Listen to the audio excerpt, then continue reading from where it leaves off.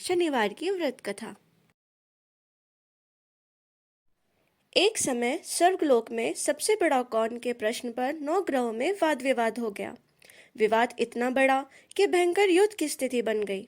निर्णय के लिए सभी देवता देवराज इंद्र के पास पहुंचे और बोले, हे देवराज, आपको निर्णय करना होगा कि हम में से सबसे बड़ा कौन है। देवताओं का प्रश्न सुनकर देवराज इंद्र उलझन में पड़ गए। इंद्र बोले, मैं इस प्रश्न के उत्तर देने में असमर्थ हूँ। हम सभी पृथ्वीलोक में उज्जैनी नगर में राजा विक्रमादित्य के पास चलते हैं। देवराज इंद्र सभी देव देवता उज्जैनी नगर पहुंचे। महल में पहुंचकर जब देवताओं ने उनसे अपना प्रश्न पूछा तो राजा विक्रमादित्य भी कुछ देर के लिए परेशान हो उठे, क्योंकि सभी देवता अपनी अपनी शक्तियों के कारण महान थे। किसी को भी छोटा या बड़ा कह देने से उनके क्रोध के प्रकोप से भयंकर हानि पहुंच सकती थी। अचानक राजा विक्रमादित्य को एक उपाय सूझा और उन्होंने विभिन्न धातुओं स्वर्ण, रजत, कांसा, तांबा, सीसा, रंगा, जस्ता, अभ्रक व लोहे के 9 आसन बनवाए। धातुओं के गुणों के अनुसार सभी आसनों को एक दूसरे के पीछे रखवाकर उन्होंने देवताओं को अपने अपने सिंहासन पर बैठने को कहा। देवताओं के बैठने के बाद राजा विक्रमादित्य ने कहा, आपका निर्णय तो स्वयं हो गया। जो सबसे पहले सिंहासन पर विराजमान है वही सबसे बड़ा है। राजा विक्रमादित्य के निर्णय को सुनकर शनि देवता ने सबसे पीछे आसन पर बैठने के कारण अपने आप को छोटा जानकर क्रोधित होकर कहा, राजा विक्रमादित्य, तुमने मुझे सबसे पीछे बैठाकर मेरा अपमान किया है। तुम मेरी शक्तियों से परिचित नहीं हो। मैं तुम्हारा सर्वनाश कर दूंगा। शनि ने कहा, सूर्य एक राशि पर 1 महीने, चंद्रमा 2.25 दिन, मंगल 1.5 महीने, बुध और शुक्र 1 महीने, बृहस्पति 13 महीने रहते हैं, लेकिन मैं किसी राशि पर 7.5 वर्ष तक रहता हूँ। बड़े बड़े देवताओं को मैंने अपने प्रकोप से पीड़ित किया है। राम को 7.5 के कारण ही वन में जाकर रहना पड़ा और रावण को 7.5 के कारण ही युद्ध में मृत्यु का शिकार बनना पड़ा। राजा अब तो भी मेरे प्रकोप से नहीं बच सकेगा। इसके बाद अन्य ग्रहों के देवता तो प्रसन्नता के साथ चले गए, परंतु शनिदेव बड़े क्रोधित होकर वहां से विदा हुए। राजा विक्रमादित्य पहले की तरह ही न्याय करते रहे। उनके राज्य में सभी स्त्री पुरुष बहुत आनंद से जीवन यापन कर रहे थे। कुछ दिन ऐसे ही बीत गए। उधर शनि देवता अपने अपमान को नहीं भूले थे। विक्रमादित्य से बदला लेने के लिए एक दिन शनिदेव ने घोड़े के व्यापारी का रूप धारण किया और बहुत से घोड़ों के साथ उज्जैनी नगर पहुंचे। राजा विक्रमादित्य ने राज्य में किसी घोड़े के व्यापारी के आने का समाचार सुना तो अपने अश्वपाल को कुछ घोड़े खरीदने के लिए भेजा। घोड़े बहुत कीमती थे। अश्वपाल ने जब वापस लौटकर इस संबंध में बताया तो राजा विक्रमादित्य ने स्वयं आकर एक सुंदर व शक्तिशाली घोड़े को पसंद किया। घोड़े की चाल देखने के लिए राजा ने उस घोड़े पर सवार हुए तो वह घोड़ा बिजली की गति से दौड़ पड़ा। तेजी से दौड़ता घोड़ा राजा को दूर एक जंगल में ले गया और फिर राजा को वहीं गिराकर जंगल में कहीं गायब हो गया। राजा अपने नगर को लौटने के लिए जंगल में भटकने लगा, लेकिन उन्हें लौटने का कोई रास्ता नहीं मिला। राजा को भूख प्यास लग गई। बहुत घूमने पर उसे एक चरवाहा मिला। राजा ने उससे पानी मांगा। पानी पीकर राजा ने उस चरवाहे को अपनी अंगूठी दे दी। फिर उससे रास्ता पूछकर जंगल से निकलकर पास के नगर में पहुंचा। राजा ने एक सेठ की दुकान पर बैठकर कुछ देर आराम किया। उस सेठ ने राजा से बातचीत की तो राजा ने उसे बताया कि मैं उज्जैनी नगर से आया हूँ। राजा के कुछ देर दुकान पर बैठने से सेठ जी की बहुत बिक्री हुई। सेठ जी ने राजा को बहुत भाग्यवान समझा और खुश होकर उसे अपने घर में भोजन के लिए ले गए। सेठ के घर में सोने का एक हार खूंटी पर लटका हुआ था। राजा को उस कमरे में छोड़कर सेठ कुछ देर के लिए बाहर गया। तभी एक आश्चर्यजनक घटना घटी। राजा के देखते देखते सोने के उस हार को खूंटी निगल गई।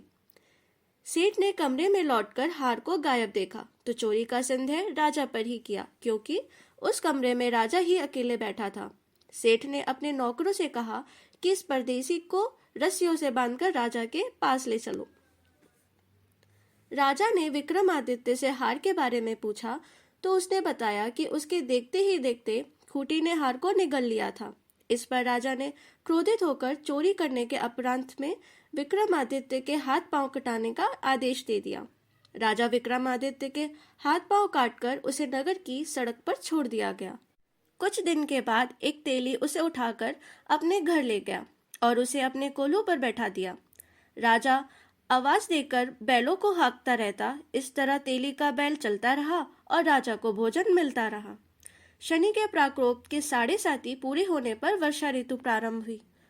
राजा विक्रमादित्य एक रात मेघ मल्हार गा रहा था कि तभी नगर के राजा की लड़की राजकुमारी मोहिनी रथ पर सवार उस तेली के घर के पास से गुजरी।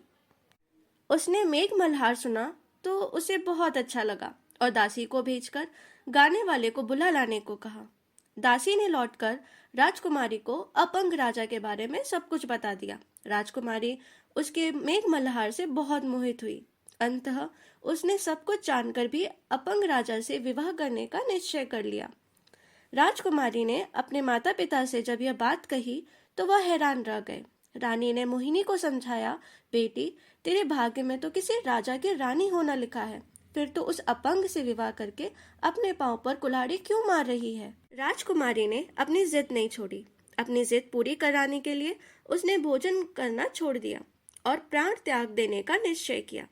आखिर राजा रानी को विवश होकर अपंग विक्रमादित्य से राजकुमारी का विवाह कराना पड़ा। विवाह के बाद राजा विक्रमादित्य और राजकुमारी तेली के घर में रहने लगे। उसी रात स्वप्न में शनिदेव ने राजा से कहा, राजा, तुमने मेरा प्रकोप देख लिया। मैंने तुम्हें अपने अपमान का दंड दिया है। राजा ने शनिदेव से क्षमा करने को कहा और प्रार्थना की, हे शनिदेव, आपने जितना दुख मुझे दिया है अन्य किसी को ना देना। शनिदेव ने कुछ सोचकर कहा, राजा, मैं तुम्हारी प्रार्थना स्वीकार करता हूँ। जो कोई स्त्री पुरुष मेरी पूजा करेगा, शनिवार को व्रत करके मेरी व्रत कथा सुनेगा, उस पर मेरी अनुकंपा बनी रहेगी। प्रातःकाल राजा विक्रमादित्य की नींद खुली तो उसने अपने हाथ पांव देखकर राजा को बहुत खुशी हुई। उसने मन ही मन शनिदेव को प्रणाम किया। राजकुमारी भी राजा के हाथ पांव सही सलामत देखकर आश्चर्य में डूब गई। तब राजा विक्रमादित्य ने अपना परिचय देते हुए शनिदेव के प्रकोप की सारी कहानी सुनाई। सेठ को जब इस बात का पता चला तो दौड़ता हुआ तेली के घर पहुंचा और राजा के चरणों में गिरकर क्षमा मांगने लगा। राजा ने उसे क्षमा कर दिया क्योंकि यह सब शनिदेव के प्रकोप के कारण हुआ था।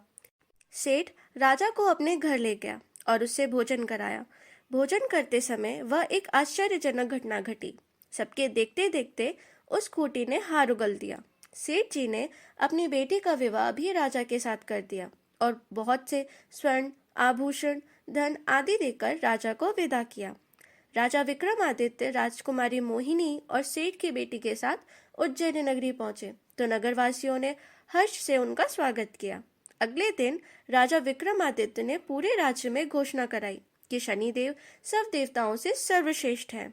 प्रत्येक स्त्री पुरुष शनिवार को उनका व्रत करे और व्रत कथा अवश्य सुने। राजा विक्रमादित्य की घोषणा से शनिदेव बहुत प्रसन्न हुए। शनिवार का व्रत करने और व्रत कथा सुनने के कारण सभी लोगों की मनोकामनाएं शनिदेव ने पूरी की। ऐसे ही पौराणिक कथाएं सुनने के लिए हमसे जुड़े रहिए, हमें सब्सक्राइब करिए और बेल आइकन दबाना ना भूलें। धन्यवाद।